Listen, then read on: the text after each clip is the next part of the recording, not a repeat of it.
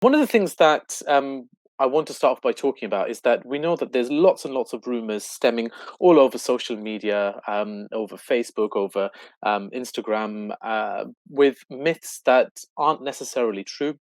And the problem is that this is affecting the uptake of the vaccine amongst people from our ethnic origin as well as other ethnic origins. And this is something that is quite sad, something that is quite problematic, because we know that if anyone were to get COVID-19, we as Asians are in the highest risk category from either dying or suffering long-term consequences, long-term harm from COVID-19. Now, it's very important to try to debunk some of the myths. So one of the first things we hear about is that Bill Gates is trying to put microchips inside of you, but that is completely incorrect. So this all stemmed from a discussion that the Russian Communist Party had out. They put out some propaganda because of some dispute with Microsoft and some of the capitalist elements within Russia. But this is completely untrue. One of the things to think about is that you are watching this on a computer or a TV or a smart device, or you all have smartphones. Those smartphones can track your every movement from within 10 centimeters on either side, what you buy, where you go, where you drive, how much you sleep, the quality of your sleep.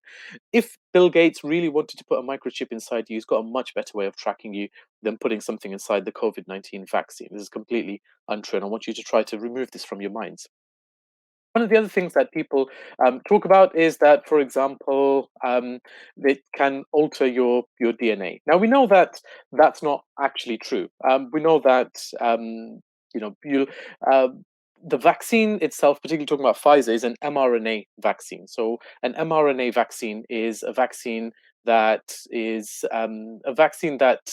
looks at giving your body the virus's genetic code, and it tells your cells to produce an antigen, which is almost a response to that coronavirus. Then the immune cells produce various cells that train your immune system, a bit like an army, to when the body is exposed to COVID-19, to coronavirus, the body's immune cells, the army within the body, is trained up sufficiently so that when it's exposed, it immediately attacks it and eradicates it. It doesn't change your DNA at all. All right.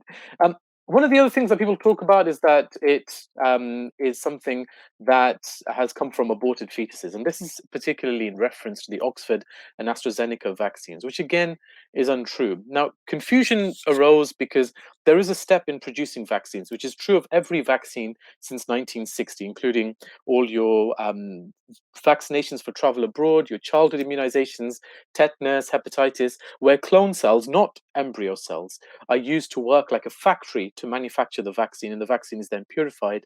Then all the material from various cells is removed and not used in the vaccine. It's something that is untrue. It's a step in the production of the vaccine using clone cells, not stem cells, not aborted fetal cells, and has been in place for the last 60 or so years.